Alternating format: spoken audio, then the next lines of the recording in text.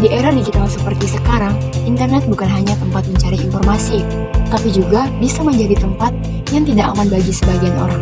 Salah satu ancaman yang sering terjadi adalah cyberbullying. Dalam video ini, kita akan membahas apa itu cyberbullying, dampaknya, dan bagaimana cara menghindari. Tahu nggak? Menurut data, 1 dari 3 pengguna internet pernah mengalami cyberbullying.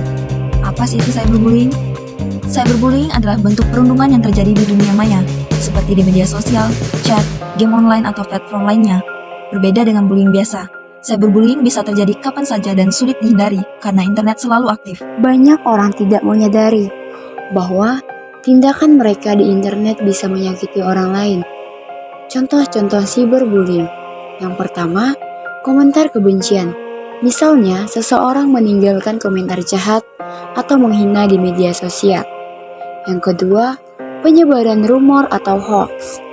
Bayangkan jika seseorang menyebarkan berita palsu tentang Anda mengatakan bahwa Anda melakukan sesuatu yang tidak pernah terjadi. Ini bisa merusak reputasi Anda. Yang ketiga ada doxing, menyebarkan informasi pribadi. Tindakan ini berbahaya, melibatkan penyebaran informasi pribadi seseorang tanpa izin, seperti alamat rumah, nomor telepon, dan lain-lain. Yang keempat ada body shaming, yaitu menghina fisik seseorang seperti mengatakan, kamu gendut banget, diet dong, hahaha.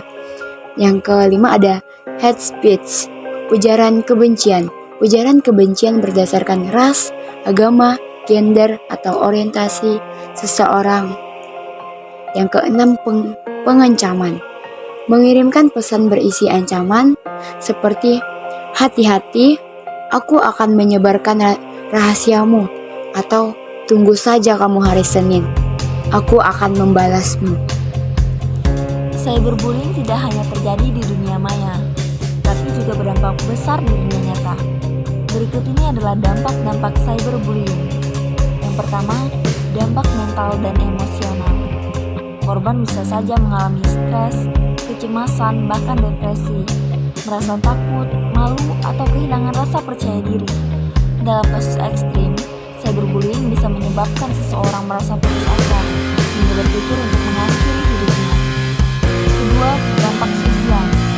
Korban mungkin menarik diri dari pergaulan, sulit mempercayai orang lain, dan takut bersosialisasi, merasa terisolasi atau kesepian. Selanjutnya, dampak akademik atau pekerjaan.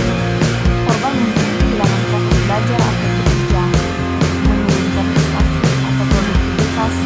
Dalam kasus tertentu, korban bahkan bisa putus sekolah atau mengundurkan diri dari pekerjaannya. Cyberbullying bisa berdampak serius dari kepercayaan diri. Jangan khawatir, kita akan membahasnya dan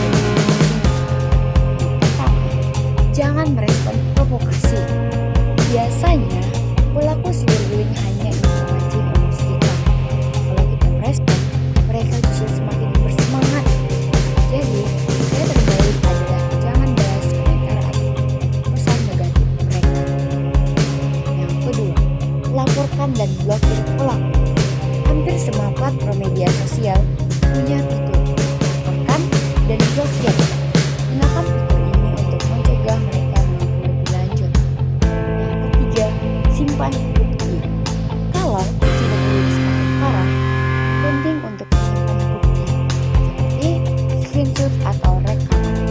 Bukti ini bisa membantu kita jika nanti ingin melaporkan ke pihak berwenang.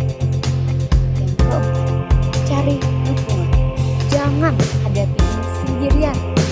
Ceritakan ke teman, keluarga, atau guru agar bisa mendapatkan dukungan. Kalau merasa sangat tertekan, pertimbangkan untuk berbicara dengan orang profesional seperti psikolog. Yang kelima, gunakan fitur keamanan di media sosial. Selain diblokir dan dilaporkan, ada banyak fitur keamanan lainnya, seperti menyembunyikan komentar negatif, mengatur siapa yang bisa mengirim DM, atau membatasi interaksi dengan akun tertentu. Cyberbullying bisa dihentikan jika semua orang ikut berkontribusi menciptakan internet yang lebih positif. Berikut ini adalah beberapa yang bisa kita lakukan dalam mencegah cyberbullying. Yang pertama, jangan ikut menyebarkan kebencian. Jika melihat seseorang dirundung, jangan ikut membuli atau menyebarkan komentar negatif. Kedua, dukung korban. Beri dukungan dengan kata-kata positif atau hubungi korban secara pribadi untuk memberi semangat. Selanjutnya, edukasi orang lain tentang etika digital. Ingatkan teman atau keluarga untuk selalu berpikir positif sebelum berkomentar di internet. Sebarkan pesan positif dan ajarkan etika bermedia sosial. Dari video ini, kita dapat menyimpulkan bahwa cyberbullying adalah masalah serius yang berdampak besar pada korban. Kita semua punya perannya masing-masing untuk mencegah dan melawan tindakan ini dengan menjaga etika dalam berinternet. Ingat, satu komentar bisa mempengaruhi hidup seseorang. Jadi, mari gunakan internet untuk hal baik. Jika kalian pernah mengalami atau melihat cyberbullying, jangan tinggal diam. Laporkan, blokir, dan cari dukungan. Bagikan video ini agar lebih banyak orang sadar akan bahayanya cyberbullying.